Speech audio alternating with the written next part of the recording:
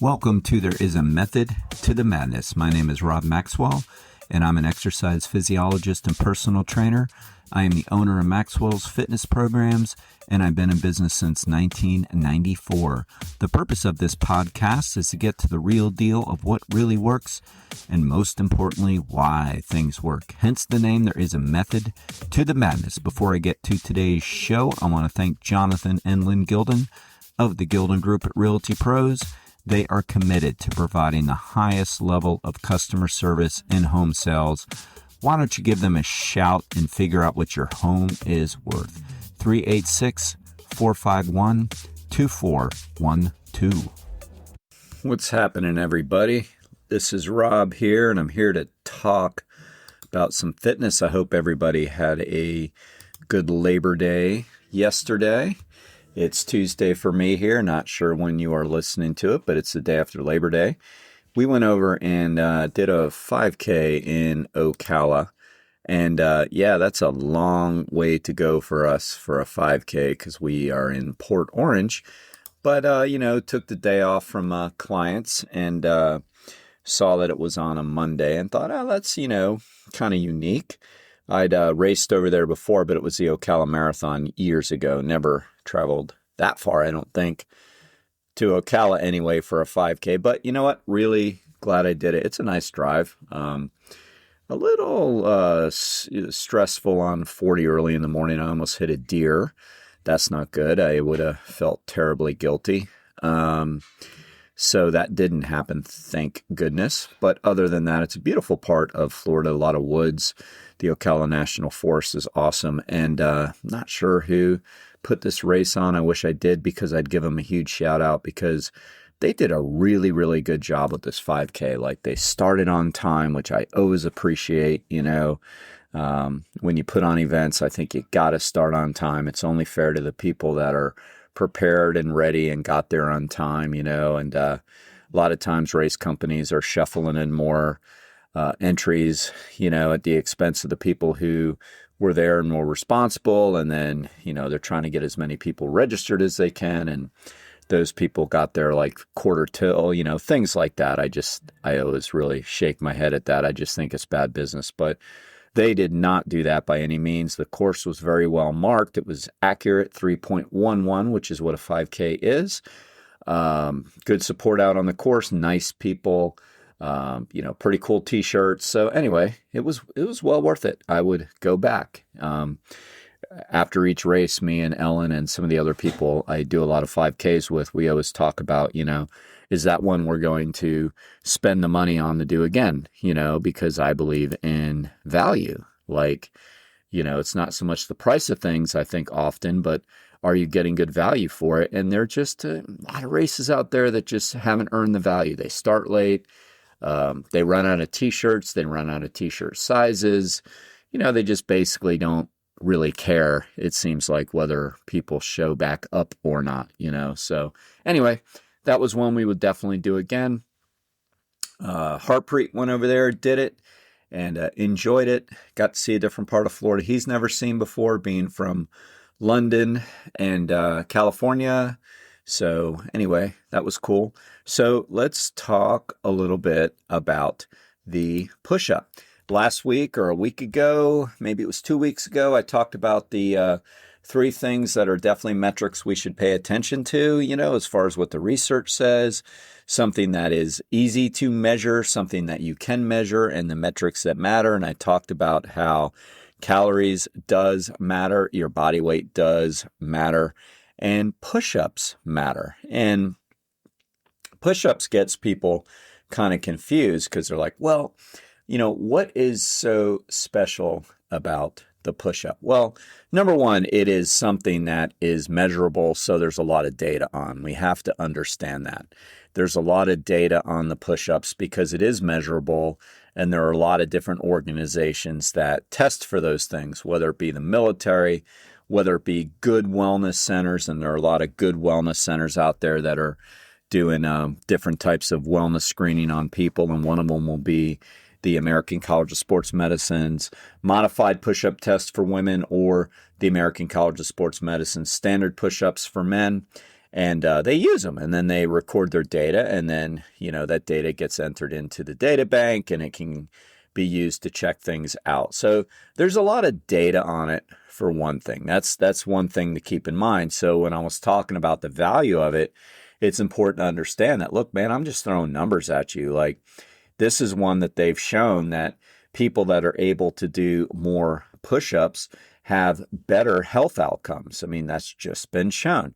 Is it because there's something so miraculous about the push-up? Like, it's just another exercise. And in reality, it is just another exercise. So no, it's nothing miraculous about it. I think it's the fact that when people are able to do push-ups, they have enough strength all the way around to be able to do those and other things. It's really as simple as that.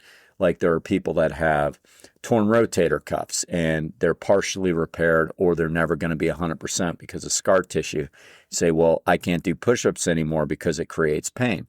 That's fine. Does that mean I'm no longer going to have a good health outcome? Of course not. It doesn't mean that.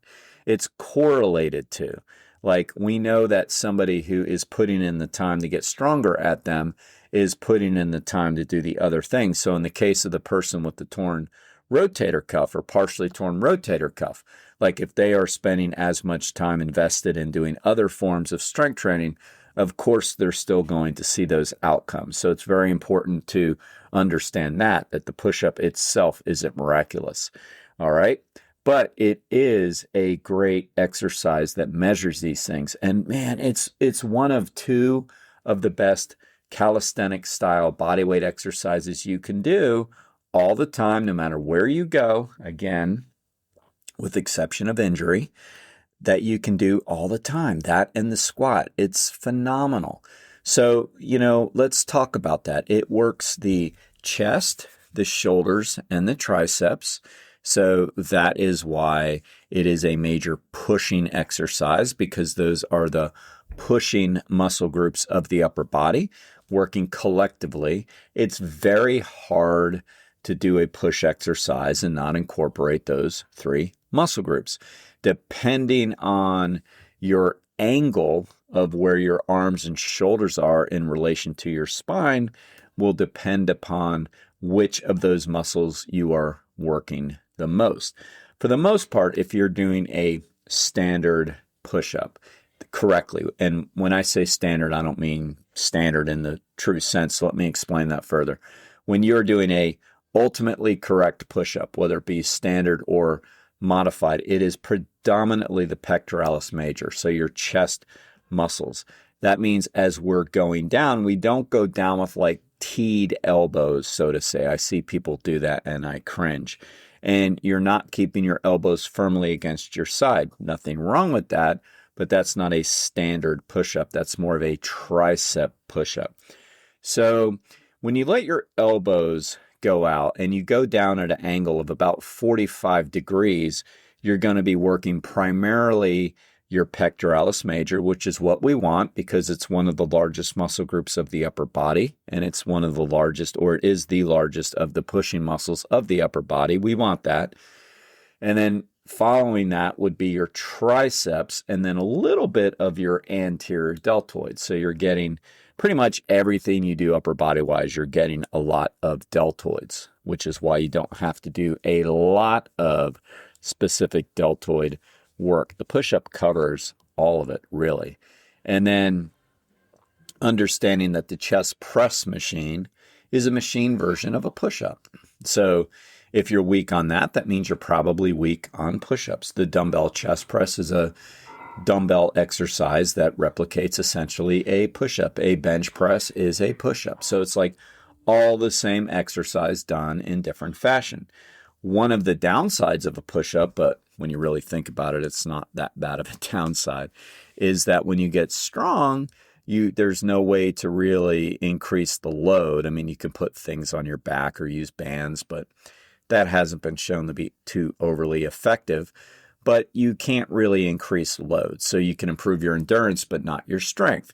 So then you would have to incorporate the other forms of it, chest press on the machine, dumbbells, bench press, whatever, because you need to be able to increase the load. But absolutely for endurance, you don't need to increase anything but the reps. And when you travel, it's not going to matter because you're going to get what you need, even if you're not adding more weight. So those are the muscle groups that are used, but you're also using your core. If you're doing it properly, modified is off the knees, but you still have to engage your core and keep your pecs in line with your spine as you go down. A lot of times we see people kind of do the wiggle worm on the way up. Well, then you are not really working your core. So if you do it correctly, and then in standard position, of course, as well, if you're staying up on your toes and you're up on your hands, that's basically a standard plank position from the push-up position, right? So that's obviously core. You're moving, you're working your core. So many different muscle groups are trained when we do the push-up. So those are the muscle group. A lot of core, pecs, triceps, deltoids. And then, of course, you're always going to have your antagonists, the opposing muscle groups, anytime you work something. So there's a lot of muscle action involved in the push-up, all right? So just for fun, let's learn a little bit about it. So the push-up literally can go back 5,000 years, and it is often credited to some yoga practices in India 5,000 years ago. So we have been doing it for a really, really long time. So there's your first little bit of history. You can say, oh, well, man's been doing push-ups for about 5,000 years. You would not be wrong.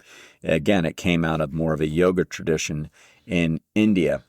Now, the term push-up kind of is credited to us Americans and the English between 1905 and 1910 is somewhere around the ballpark of dates that we started actually calling it the push-up itself.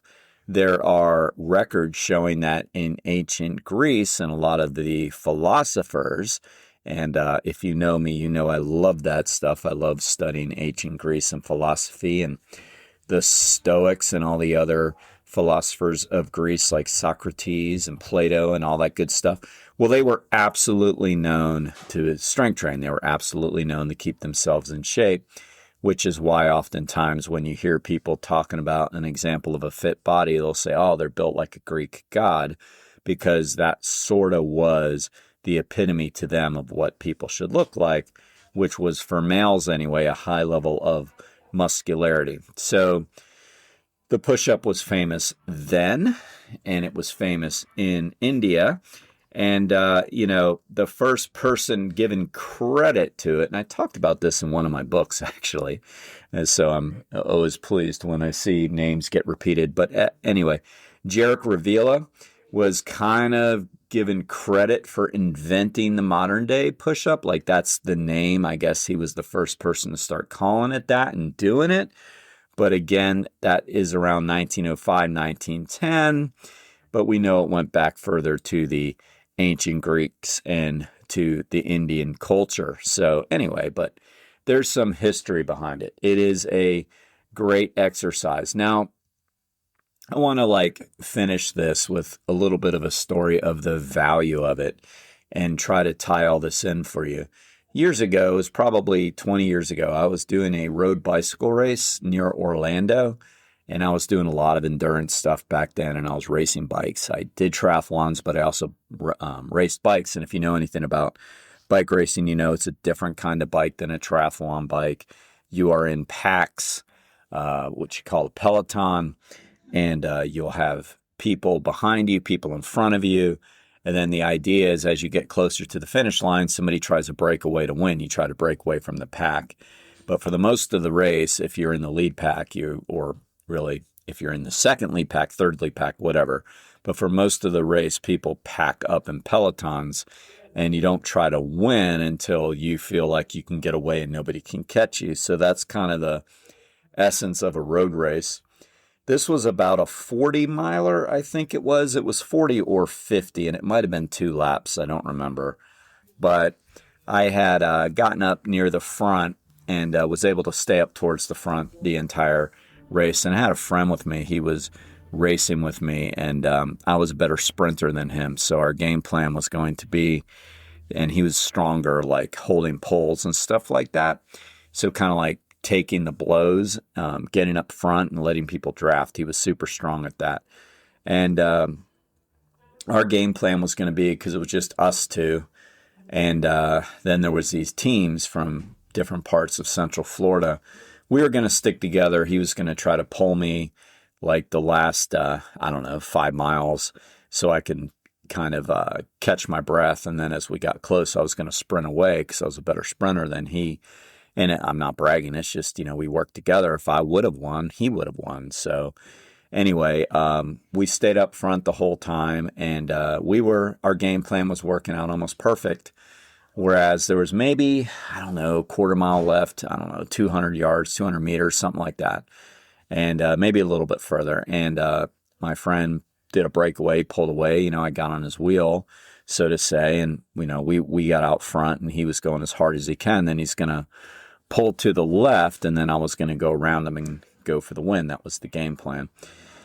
And it was working until this one guy came up, and he wanted my friend's wheel, so to say. So he starts edging in, and I'm holding the line, being aggressive myself because I don't want to lose. So I'm holding his wheel, and he's trying to push me off the wheel, and that's illegal, by the way. And he finally kind of like jams in there and throws an elbow.